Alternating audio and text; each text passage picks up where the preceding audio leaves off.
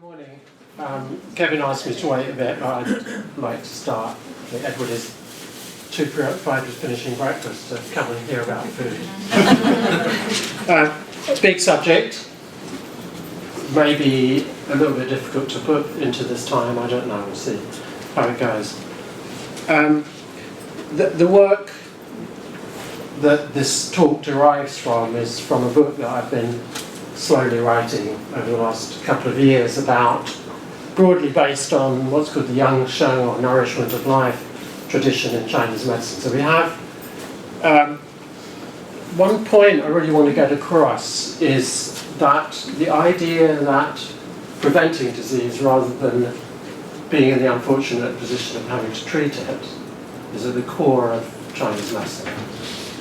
We have a book that is commonly talked about as the Bible of Chinese medicine, which is the Yellow Emperor's Classic, and bang, chapter 1 lays it down. We all know this quote, I think. It doesn't mean we don't treat people who are not ill, but trying to treat people once they become ill is hard, especially if they've got reasonably serious things wrong with them that have taken many years or even decades to develop. So it's a real uphill struggle. And so preventing disease arising in the first place is the smart thing to do, both for ourselves and our patients. And of course, it's not just prevention. You know, following a healthy lifestyle is also part of recovering from disease. So it's all right, just a minute. So, you know, it's like trying to treat disease after it's arisen is like digging a well after you're already thirsty, or casting weapons after the battle is started. And then we have this pithy statement that puts us all in our place. Whatever kind of medicine you practice, Chinese, Western, medicine can only cure curable diseases, and then not always. So when we're learning medicine, whatever kind, Chinese medicine, Western medicine, we can easily become seduced by the power that we think that we're going to have to cure disease, and we may be a bit disappointed when we get into practice to discover that when it comes to chronic disease, serious disease, we're unlikely to cure it. You're unlikely to cure somebody with cardiovascular disease, with diabetes, with cancer, with dementia, you know, some of the really heavy diseases. We might ameliorate their condition, we might relieve their suffering, but we're unlikely to cure them. So that's what it means. It can only cure curable diseases, and even then, not always, because we're not always successful. Dietary medicine, I should really give, we'll have this one first. Dietary medicine has always been an important part of the whole system of traditional Chinese medicine, and many doctors, including Sun Simiao and this 11th century doctor, basically say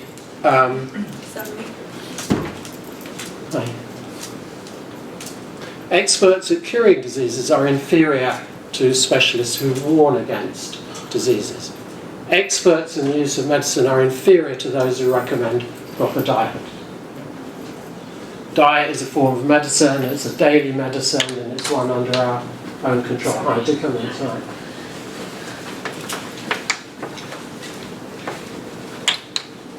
Chinese proverb, come in. He that takes medicine and neglects diet wastes the skills of the physician. So I'm indebted to Charlie Buck's really fascinating book on the history of Chinese medicine. I forget what it's called, but Acupuncture Roots of Practice, maybe? If you like history as I do, and if you like Chinese medicine as I do, then it wraps both of them up in a really fascinating and enjoyable book. So I learned a lot from it, and this was the one thing I learned. This is going right back to the Zhou dynasty, so this is way back between the 11th and 3rd centuries BCE, before the Common Era. As a non-Christian, I don't like to say before Christ. So the Emperor's medical services had 2 upper masters devoted to dietary medicine, 8 middle masters given to general medicine, and 8 lower masters who were the surgeons. I wonder where acupuncturists came there, somewhere, probably somewhere, I don't know, general, maybe among the surgeons, because there wasn't much surgery, was there? Actually, this is probably before acupuncture. So, in those days it would be, what did they do? They used knives to lance boils and to bleed and to stuff, because we think acupuncture probably didn't develop until about the 1st century BCE. Watch out, there's a lot of it about. Okay? So we face very, very serious problems worldwide in terms of health.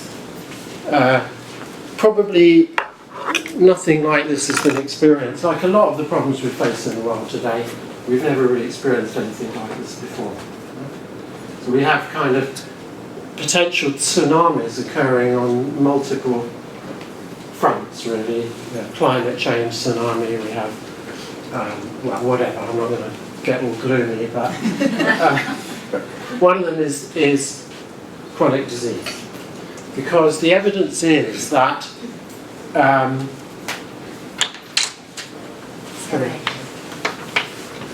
acute disease, which was the main problem for human beings throughout history, to come in. Until the 20th century, we could say the biggest health problems for human beings were acute diseases. You got fevers, you got dysentery, you got typhoid, bang. That's all changed. Now the biggest problem facing us is chronic disease. And chronic disease is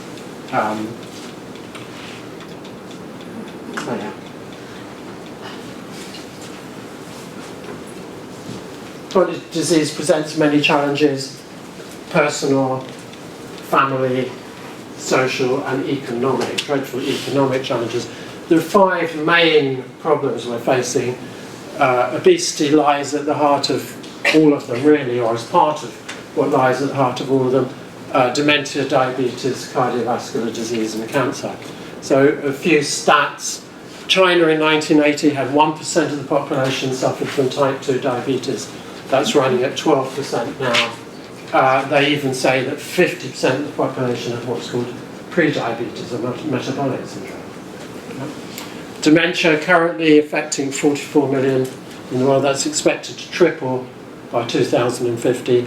Cardiovascular disease, which is the single greatest killer in the world, expected to affect 40% of the American population by 2030 at current rate. So it's quite extraordinary.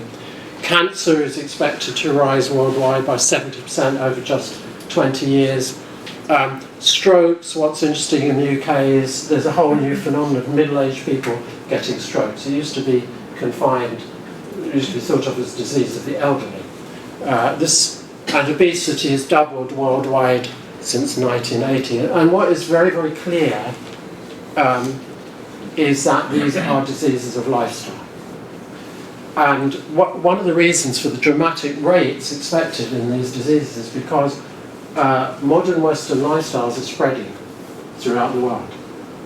And wherever they go, wherever they spread, you get this terrible rise in chronic disease. So the expected rises in cancer and dementia and diabetes statistically are going to be hit the third world, or the developing world, hardest, because they've already hit us. And this is down to lifestyle. Very, very clear. All the stats, all the evidence is there. It's down to diet, it's down to alcohol abuse, and it's down to lack of exercise. But diet is pretty much considered now to be the single greatest cause of disease, above all others, above smoking and above lack of exercise. So in looking at our health, our human health, and our prospects for living long and healthily, in other words, our chances of living a long, healthy life, there are three factors that are important. Schematically represented as equal, nobody's quite sure. You can't exactly say they're all equal, but they're all important. The first, of course, we know from Chinese medicine and from Western medicine is constitution. Chinese medicine recognised that over 2,000 years ago, that some people are born with constitutional vigour, which means they live long and they don't get ill. That's now understood in Western medicine as a genetic inheritance. The second factor is luck. If you are born and live in Islington in London, you're expected to live 8 years longer than you will if you live 8 tube stops away from Islington. You lose a year of life with every tube stop you go away from Islington. In Glasgow, for example, you'll live 12, 14 years less than if you live in Islington. If you live in one part of Glasgow, you're expected to live several years longer than a mile away. So this is luck, many things. Luck, where you're born, social conditions, climate, family you're born into, the amount of food you get, whether you live somewhere with epidemics and wars, luck, fate. But those two apart, we can't change constitution, we can't change fate. So the bit that we have to work with is our behaviour and lifestyle. And this has a significant impact. So that's what the subject of young Sheng is, and diet is an important part. And this is a useful image, I think. What is most important for us to do to try and maximise our chances of being healthy and living long? Well, think of a chair with 4 legs. So a chair that's got 4 strong legs is very stable. Take away one leg and you start already to have an unstable chair. Take away 2, get down to 1, that's quite tricky to sit on a chair with one leg. Okay? So the 4 most important legs of the chair, there's more besides, of course, but the 4 most important legs of the chair, according to the nourishment of life tradition, first of all, cultivation of the mind. I lectured on that here last year. That's management of the mind and emotions. The second is regulation of food and drink, diet, subject of today. The third is cultivating this wonderful body we have with exercise, making sure we get enough rest, managing our work, and so on. And the fourth is sleep. So these are the 4 legs of the chair, and we might be very good at a couple of them. I mean, lots of people are great at exercising and maybe not bad at diet, but they're completely crap at managing their emotions. Okay? They're stressed and anxious, and bitter and jealous, and just human. Or some people may be very spiritual and great at cultivating their emotions, but eat junk food and never take any exercise, and so on. Or people are good at all 3, the first 3, but don't get enough sleep.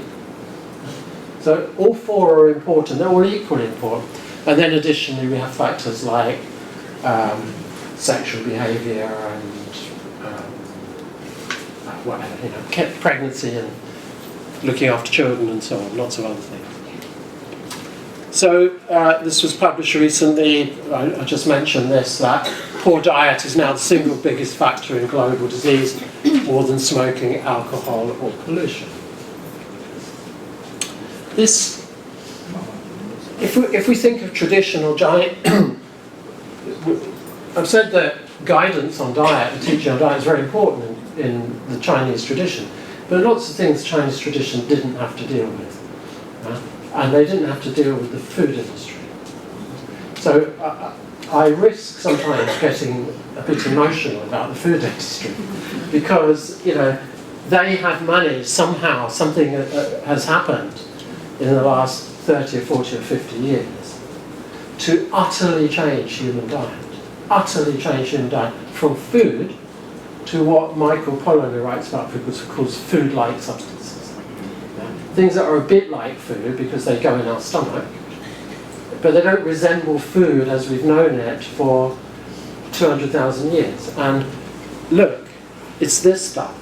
Remember, supermarkets have, around the outside they have food, tend to. They have vegetables, they have fruits, they've got fish and meat, and then all the rest of the supermarket is taken up with food-like substances. And people are hoodwinked. I mean, maybe not us, we're an educated bunch of people in terms of healthcare, but people are hoodwinked to now think that this is food. In my book, I quote, I read a novel, The Homemakers of America. It's set in Britain just after the Second World War. And these American Army base wives take pity on an English friend who's suffering under rationing. And interestingly, we know that Second World War rationing improved the health of the British population. Food was restricted and it was pretty basic and everybody fared better.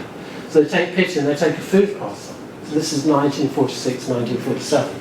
And this food parcel contains things I'd never heard of, called Cheese Whiz and Oreos and, you know, Chocolate Dream Whip and so on. None of it's food. So this is, you know, this is something that happened around that time. So if we look at the Chinese tradition with regard to diet, loosely, and these classifications are always loose, we can look at 3 levels. Everyday eating, to maximise health and to prevent sickness. That's our daily diet. Secondly, remedial diet. So remedial diet kicks in either on a kitchen, what the Chinese call a kitchen level, or a professional level. Kitchen level is the kind of thing that everybody's Hong Kong granny would tell them, you know, oh, you have period pain, right, you know, let's make you up a cup of blisteringly hot ginger tea with brown sugar in it. You know, or oh, you're catching cold, right, let's mash up some spring onions and ginger again and steep it in water, you drink that. You know, these kind of things. Or, oh, you know, she's a bit run down and she's had a baby recently, so let's cook her a great big chicken stew stuffed with dang guai and gochujang and blood-nourishing herbs.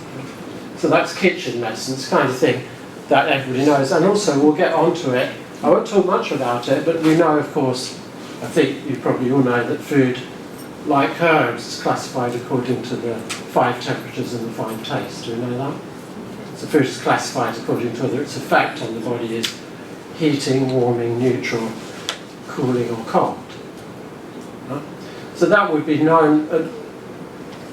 Some knowledge of that would be probably in most Chinese families even now.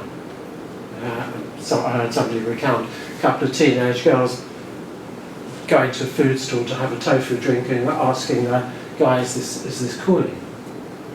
So it's kind of still part of consciousness, although that knowledge is undoubtedly fading fast. And so, you know, somebody in the family is always very red-faced and fiery tempered. You know, Granny would be cooking, well, be making them cucumber salads, and, you know, trying to cool them down. And somebody else has got cold hands and feet and pale face and weak energy, well, they'd be giving them lots of ginger and spices and red meat and so on. So I don't really want to talk about that level. I really, today, mostly want to talk about everyday eating, which I think is probably the most important. And the medical level of remedial is you might go to a doctor. Some of us here, does anybody here sort of really practice dietary medicine? Really precisely? No. Okay, some people do prescribe particular types of foods to people. There are restaurants in China you can go to where you go in and have a 5-minute chat with the doctor in residence who prescribes dishes, and then the restaurant cooks for you. So, remedial restaurants. And I think most Chinese people would expect and be disappointed if they didn't get some dietary advice when they went to a doctor. Pretty much standard. The third level, well, this is the Taoists who ate to transcend the body and attain immortality. Or rather, they didn't eat, they stopped eating They started off by cutting food out of the diet, which interestingly in Chinese is called bi gu, means no grains, which has been picked up by some paleo diet advocates saying, see, Chinese knew that grains are bad for you. No, it doesn't mean that at all. Grains are so important in diet. Shorthand for stopping eating is stopping eating grains. And then they started eating minerals and herbs, and then they gave those up in favour of breathing, and then they died, and everybody said, oh look, they've attained immortality. So what do we want? We want a diet that is healthy, affordable. Now I believe, I believe you can't separate diet from ethics, from politics, from economics, from social concerns. I'm not interested in a diet that only 1% of the world can afford. We don't really, I wouldn't feel happy promoting or advocating a diet that you have to go to Waitrose in central London, and be on a high income to be able to afford. We're really looking at a diet that all the people of the world can eat.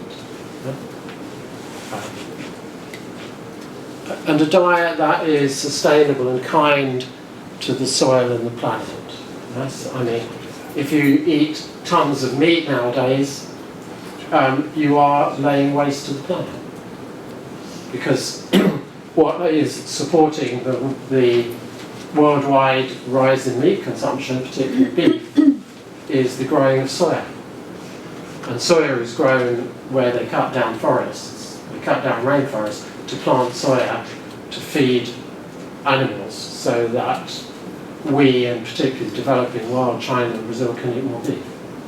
So eating is a political decision and an environmental decision as well.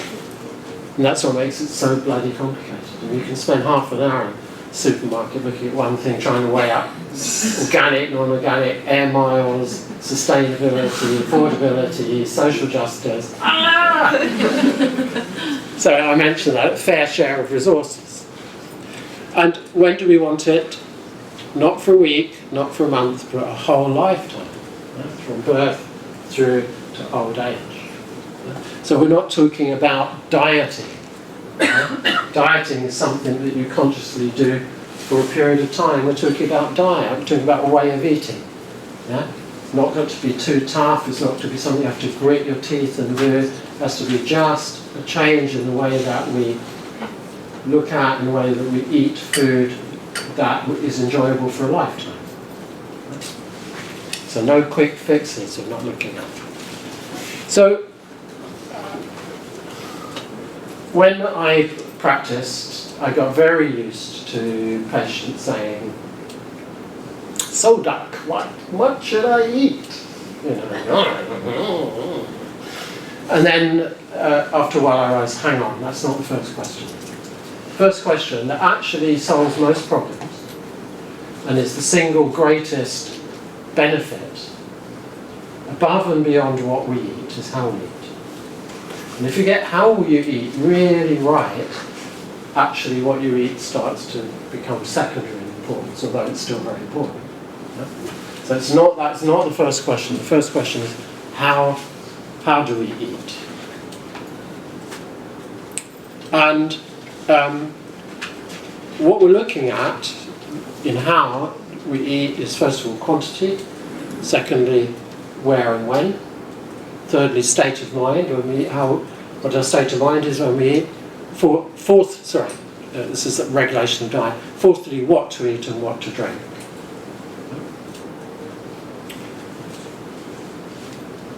Quantity. Now quantity of eating, and this is the bad news I'm afraid, it's probably the single greatest and most important factor in eating. Eat less. It's simple. Chinese say, when eating, stop when you're 7/10 full. Every Chinese person knows that. Now, this was a study, the first animal studies on what's known as caloric restriction began, I think, in the 1930s, but this was a typical study done in 1986. So these are mice. So to explain it, these are the fully fed mice. Now, let's just think about it for a moment. These are laboratory animals, so they're described as normally fed. And that means that you've got mice in cages, and in the morning somebody comes along and feeds them, and in the evening somebody comes along and feeds them. And that's called normally fed. That doesn't resemble the diet of a mouse in the wild, or any wild animal. Food is unpredictable. You might eat sometimes, you might not eat sometimes. So a normally fed mouse is a bit like a normally fed human. Breakfast, eat. Oh, lunch, eat. Oh, supper, eat. Not kind of, oh my God, I haven't eaten today. Where does the food come from? We're all laboratory animals, and we'll get stuff ourselves all the time. So take these mice and cut their diet by 10%. They then live, what, 7 months longer? Cut the diet by 50%. They live, well, is it 20? Well, a lot longer. Cut it by 60%. They live the longest. This is called caloric restriction. As long as the diet is nutritionally complete. Okay? Beyond 60% they die. So done. Now, this same phenomenon has been, over the last 20 or 30 years, observed in a whole range of creatures. Monkeys, fruit flies, dogs, guppy fish. And what's interesting is that dietary restriction, that's restricting the quantity of food that one eats, doesn't only help people live longer, but it reduces the development of chronic disease and age-related diseases. That's what's quite extraordinary about that. So it increases longevity, it helps maintain cognitive function. Remember, we're facing an epidemic of dementia, and Alzheimer's disease. It improves the immune function, reduces atherosclerosis, cardiovascular disease, cancer, diabetes, renal disease, and so on. So that is the first thing said in the Chinese tradition about eating less. It helps you live longer and be healthier.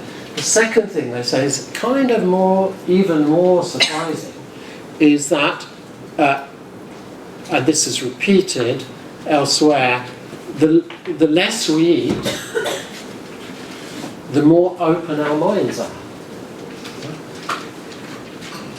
The more we eat, the more obstructed our minds are. So there's something about eating less that is good for the brain and the mind. So we now know from mostly animal, but some human research, that when you reduce calories in mice, they grow new nerve cells in the brain. Their brains start to regenerate, and they improve their learning capacity.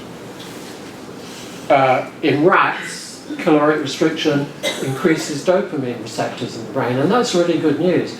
Dopamine is a kind of youthful hormone.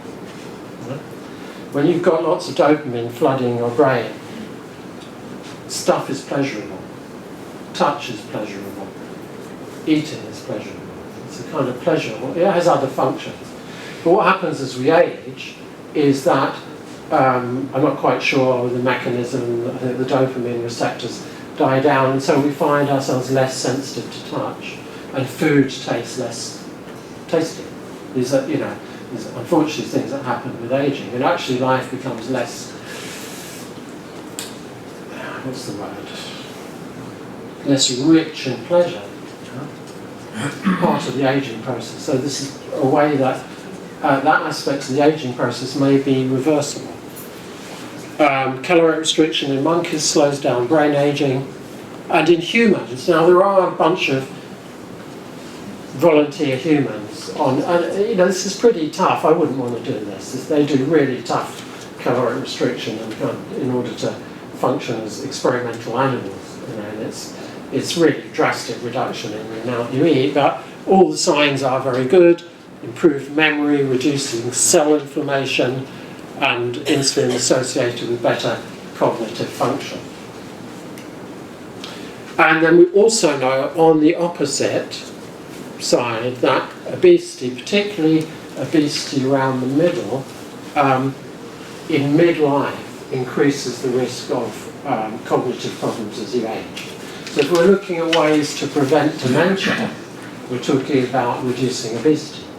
And obesity now, I mean, a third of the world is now obese, overweight or obese, and that is expected to go up. And there are parts of Britain where 70% of the population is obese. So it's really an important part of social and national healthcare to try and change that if possible. And we'll look at some of the interesting, I'm going to talk about a subject that has really interested me recently, which is the microbiota. And we'll see how that may relate to obesity. Because it's not simple, obesity is not simple, it's not less food in, lose weight, it's absolutely not simple as that. So how do we approach this eating less on a practical level? Well, does anybody here want to weigh calories and calculate calories for every mouthful of food? Absolutely not. How miserable, how we want to do that. So what do we use as a guide to eating the right amount? Well, the answer is appetite. Okay? But true appetite, not false appetite. False appetite is 11 o'clock at night, I think I feel a bit peckish, go to the fridge, okay, now you might be a Hollywood bachelor, so you might open your fridge and find 5 bottles of vodka and a couple of limes. Or you might be a kind of family person and you open your fridge and there's cheeses, and there's a bit of ham, there's a bit of leftover supper, and there's some fruit in there and some dairy and some yogurt, and you go, I don't know, I can't quite find that thing that's going to, that's not appetite. That is not appetite. That's false appetite, and so is a corrupted appetite. So corrupted appetite is appetite only for very strong tasting foods, like junk food. That's a corrupted appetite. So true appetite is summed up in this proverb: the more you eat, the less flavour; the less you eat, the more flavour. Yes? So we all know what it's like to be hungry, so hungry that you eat something very, very simple, like a carrot or simple salad with minimal dressing. And I'm not Puritan about food. I love food. I love good tasting food. But sometimes you just eat something very simple. It's so overwhelmingly delicious because you are really properly hungry. Right? And your body really needs that food, and it rewards you by making that food taste really, really good. And that's one of the dangers, because it tastes so good that if you're not careful, you start stuffing it down. So, how to eat less? Well, what quick suggestions? What do you think? How would you go about it? Just in the light of what I said. Sorry? Smaller plates. Yes, I was thinking of something even more basic, but... Drink more water. Oh no, we're going to get onto that. Eat slower. Well, eat slower is really important. Eat slower is really important because we now know it takes quite a long time for fullness in the stomach to reach the brain. So if you stuff it, it's absolutely clear. If you eat fast, you're almost certain to get to become overweight. Because you always eat more than your body actually wants. And then only when you're full, you think, oh God, I actually overate. So that is definitely one thing. Chew more and eat slowly. What I was getting at, it's one of those leading questions I want you to give me the answer that I've got in my mind, is make friends with being a bit hungry. It's simple. Don't be afraid of being a bit hungry. Yeah? Finish your breakfast.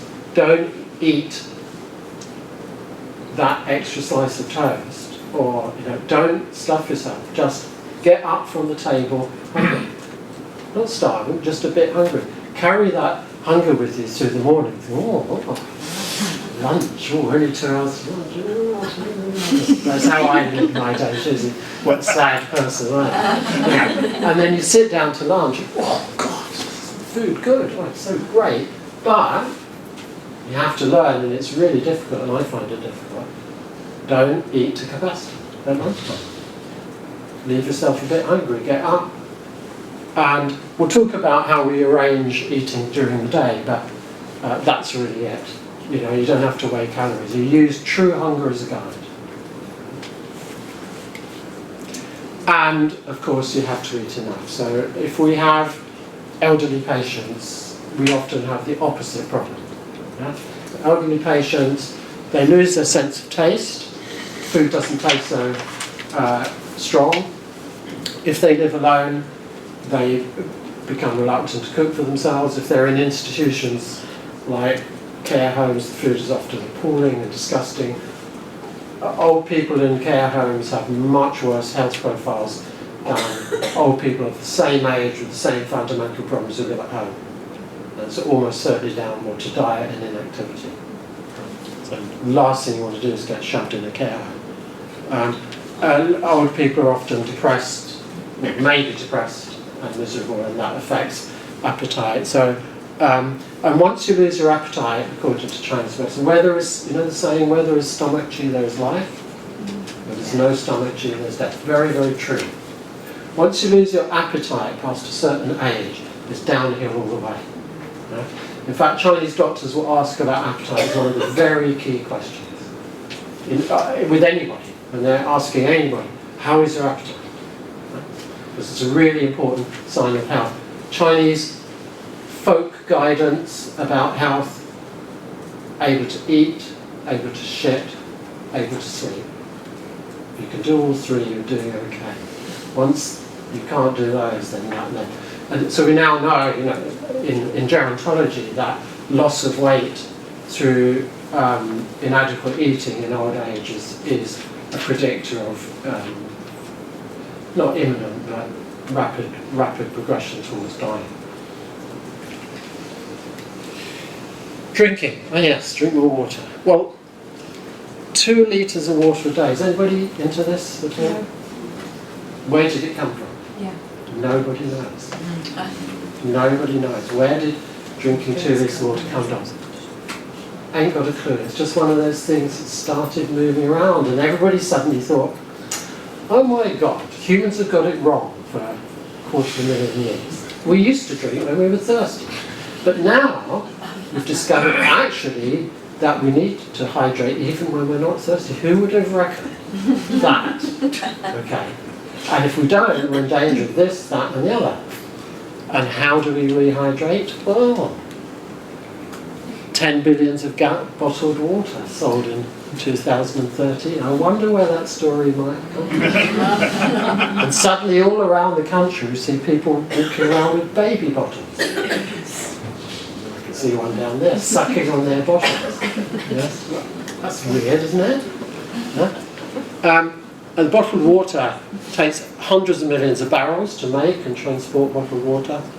It takes 3 litres of water to make 1 litre of bottled water. Okay, so I reckon drink when you're thirsty was good enough for our ancestors, good enough for us. Okay, now I think, did you all do, when everybody studied Chinese medicine, did you all discuss regular eating? So it's pretty, I probably don't need to say much about this, but I will just briefly repeat it. We sit down to eat, yes? We don't slouch on the sofa, walk around, stand in the street munching on a hamburger. We sit down, we calm our minds, we take our minds away from the busyness of the day, we settle ourselves. That's what grace used to be, that's the function it performed. Kind of religious, but actually just folk wisdom. Turn your mind away from the day, focus on your food, gratitude for your food.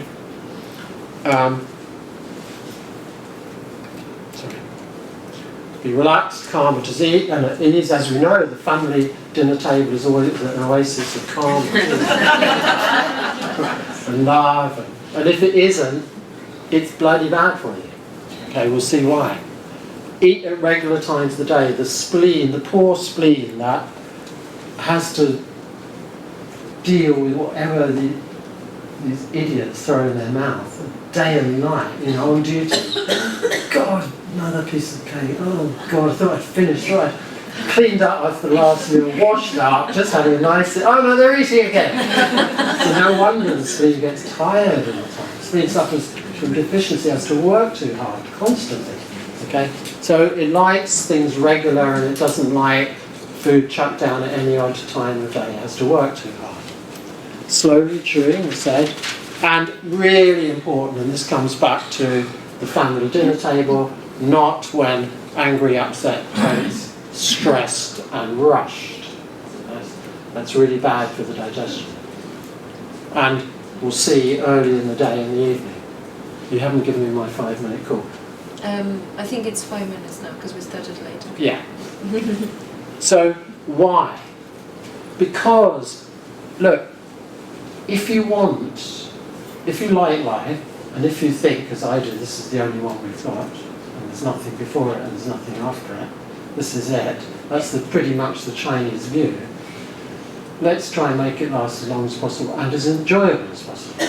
So we want to maximise our chances of living long, and it's not all entirely in our hands, but if we can, and we want to get through as much of it as possible feeling reasonably okay. So we want our digestive system to last as long as the rest of us. We don't want to spend the last 10 or 15 years of our life unable to eat, and we also won't live very long. But digestive disease is absolutely massive.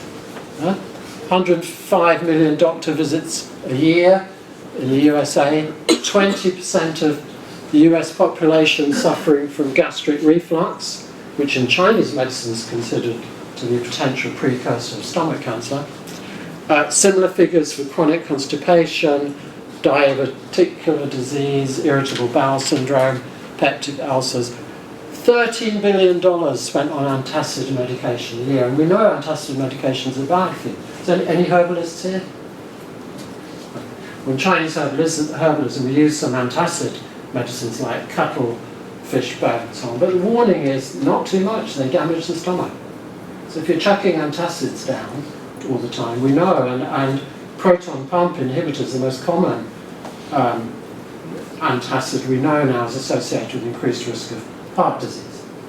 So these are bad signs, these are warning signs, and people get these. We get these because we don't eat in an orderly fashion.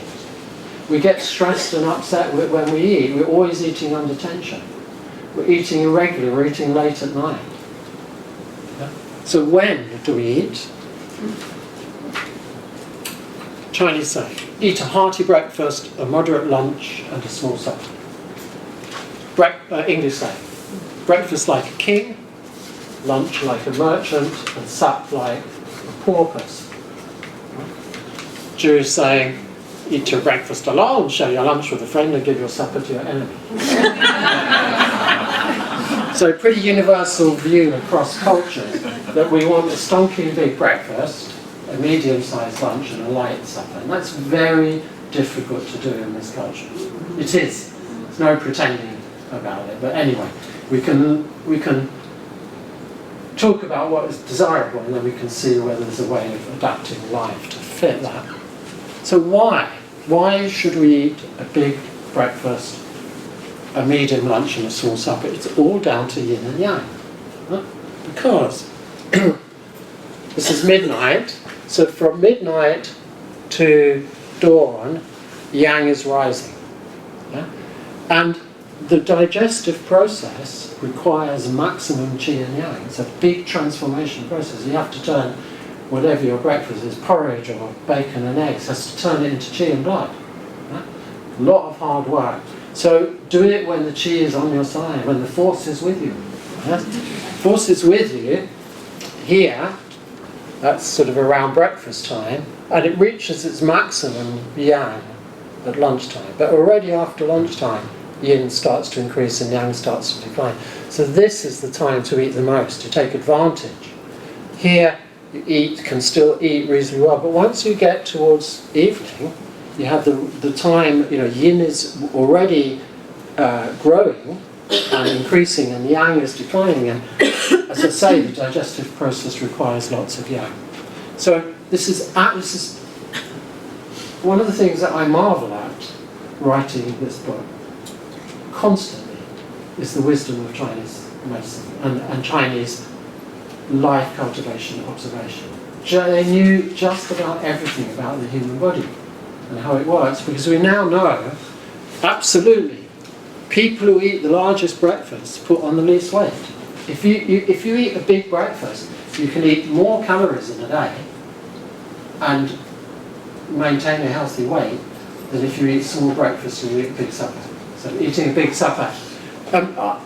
These notes, by the way, I'll try and arrange they go on the BXC website if you remind me. It's your job. Food eaten in the evening doesn't satisfy as much. Yes, so people eat more. Children who eat breakfast are less likely to be overweight and have better test grades. And this was a really strange one. Women who put on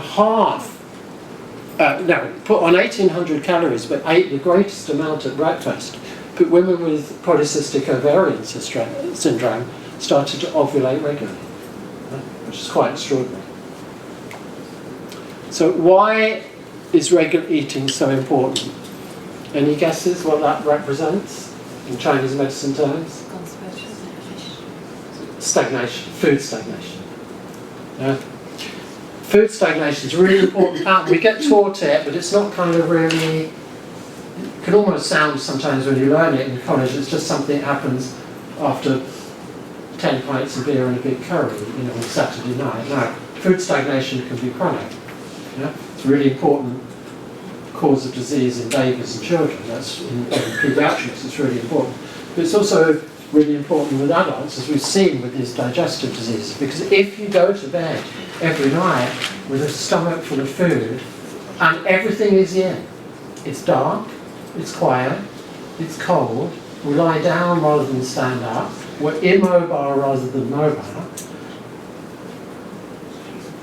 the world is in and we match it by being in, and yet we've got a stomach full of food that needs lots of qi and yang to digest. It doesn't get digested. So it sits there all night. In the morning, maybe we feel heavy and sluggish. We don't feel like eating breakfast. So you tell people, oh, you've got to eat a good breakfast. Oh, no, I can't face food in the morning. So not always, but most of the time it's just because they have food stagnation. And what happens when we have stagnation, chronic stagnation in Chinese medicine? Stagnation transforms into heat. Yes? So once you get heat in the stomach, that's when you start to get burning, indigestion, and acid reflux, and the stomach starts rebelling upwards, and so on. It's a slippery slope of digestive disease. And this is great, actually, timing's perfect. Final thing about how to eat, Chinese advice, after each meal, walk a few hundred steps. This is very good for you. At night, don't eat at all. Or if you do, walk at least 1 mile to avoid getting sick. Well, if you've got a dog, that's all right. Take the dog out for a walk after supper. And eat early. If you do, we can't probably avoid having to eat a big supper, just the way our lives work. But so just try and eat it as early as possible. I go to Norway a lot. People eat their supper at 5 o'clock. They seem very surprised when I say, oh, here we go out to eat 8 o'clock, 9 o'clock at night if you're out going out. And again, these are the Taoist master as your ox. Do some work or take a walk. And there is some evidence to back this up. So they did a test on people looking at their ability to digest fat after a meal. And if you take exercise after a meal, your ability to digest fat is much more efficient than if you either don't exercise or if you exercise before a meal. Okay, so that is how to eat, and we're going to have a short break and then we'll come back and look at what to eat. And hopefully I'll get through it in time. We can have discussion, because I think this is something we all eat, so we've all got opinions about it.